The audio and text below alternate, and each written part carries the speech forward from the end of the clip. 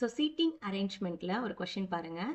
A, B, C, D, E, F, G, H அப்படின்னு சொல்லிட்டு ஒரு 8 பேர் இருக்காங்க. அண்ட் சர்க்கிள் ஷேப்பில் உட்காந்துருக்காங்க. அதே மாதிரி சென்டரை பார்த்து தான் உட்காந்துருக்காங்க. அப்போ நான் என்ன பண்ணுறேன் அப்படின்னா ஃபஸ்ட்டு சர்க்கிள் வரையேன்.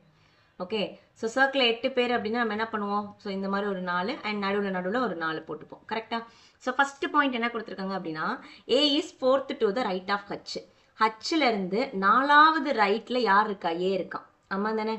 ஸோ பாருங்கள், ஹச்சில் இருந்து 4வது right, first right, second right, third right, fourth right போட்டாச்சு. And second left of F, அந்த ஏவே என்னது? எஃப் உடைய செகண்ட் லெஃப்ட். அப்போ எஃப்போட செகண்ட் லெஃப்ட். அப்போ நான் எஃப் இங்கே போட்டால் தான் இது ரைட் சைடு, இது லெஃப்ட் சைடு. அப்போ ஃபஸ்ட்டு செகண்டு. அப்போ செகண்ட் லெஃப்ட்டில் யார் வந்துட்டா?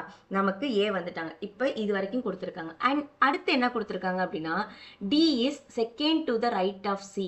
அப்போ சியை நான் ஒரு இடத்துல போட்டேன் அப்படின்னா அதுலேருந்து செகண்ட் ரைட்டில் யார் இருக்கா? டி இருக்காங்க. And who is not the neighbour of H. Who is not the neighbour of ஹச்னா என்ன அர்த்தம்? இந்த சிங்கிறவங்க, இந்த ஹூங்கிறது சியை தானே குறிக்குது.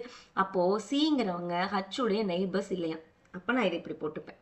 ஓகே, ஸோ ஹச்சுங்கிற பக்கத்தில் சி வரக்கூடாது. Then C is in front of F. Okay, G is in front of F அப்படின்னு அர்த்தம். எக்ஸாக்டாக ஆப்போசிட்டில் இருக்காங்கன்னு அர்த்தம். அண்ட் எஃப்ங்கிறவங்க எப்படி இருக்காங்களா? F who is third right of B. அப்போ பியில் இருந்து third right, C first right, second right, third ரைட்டில் யார் இருக்கா? எஃப் இருக்கா. இதெல்லாம் தான் நமக்கு கொடுத்துருக்கக்கூடிய கண்டிஷன். இப்போ இதை போய் நான் உள்ளே இன்செர்ட் பண்ண போகிறேன். ஸோ இன்செர்ட் பண்ணி எல்லா கண்டிஷனும் சாட்டிஸ்ஃபைட் ஆகிற மாதிரி நம்ம பண்ண போகிறேன். ஓகே, ஸோ ஃபஸ்ட் ஒன் பாருங்கள். நான் இப்போ சி இங்கேயும் வரக்கூடாது, இங்கேயும் வரக்கூடாது. சரிங்களா? அப்போ நான் ஒரு எக்ஸாம்பிளுக்கு நான் இங்கே போடுறேன்னு வச்சுக்கோங்க. சியை நான் இங்கே போட்டால் செகண்ட் ரைட்டில் யார் வரணும்? எனக்கு டி வரணும். அப்போ இங்கே டி வர முடியாது, ஏன்னா ஆல்ரெடி ஏ இருக்கான். அப்போ நான் இங்கே போட மாட்டேன். அப்போ அடுத்து நான் என்ன பண்ணுறேன்? இங்கே போடுறேன். அடுத்து என்ன பண்ணுறேன்? இங்கே போடுறேன். ஸோ சியை நான் இங்கே போட்டேன்னா செகண்ட் ரைட்டில் டி. ஓகே, இந்த கண்டிஷன் ஓவர். அடுத்து என்ன கொடுத்துருக்காங்க? Is third right of B. அப்போ பியுடைய தேர்ட் ரைட்டில் எனக்கு எஃப் வேணும். அப்போ எனக்கு நோ அதர் வே, நான் என்ன பண்ணணும்? பியை இங்கே தான் போடணும். பியை நான் இங்கே போட்டால் தான் அதோட தேர்ட் ரைட்டில் 1 2 3 எனக்கு எஃப் வரும். அப்போ நான் என்ன பண்ண போகிறேன்? சியை தூக்கி இங்கே போடுறேன்னு வச்சுக்கோங்க. ஏன்னா இப்போ என்னெல்லாம் இங்கே போட முடியாது, ஏன்னா ஏ இங்கே இருக்கா, அதனால் இங்கே போட முடியாது. நான் இதை வச்சுக்கிட்டேன்.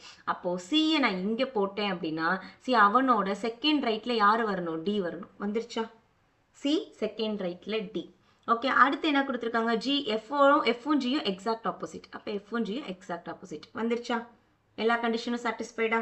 ஏ பி ஜி, இன்னும் ஒருத்தவங்க மிஸ் ஆயிருக்காங்களா? ஸோ மிஸ் ஆனவங்களுக்கு இங்கே போட்டலாம், அந்த பிளேஸ் தான் காலியாக இருக்குது. அப்போ ஏ பி ஜி இ H D F C. Clear?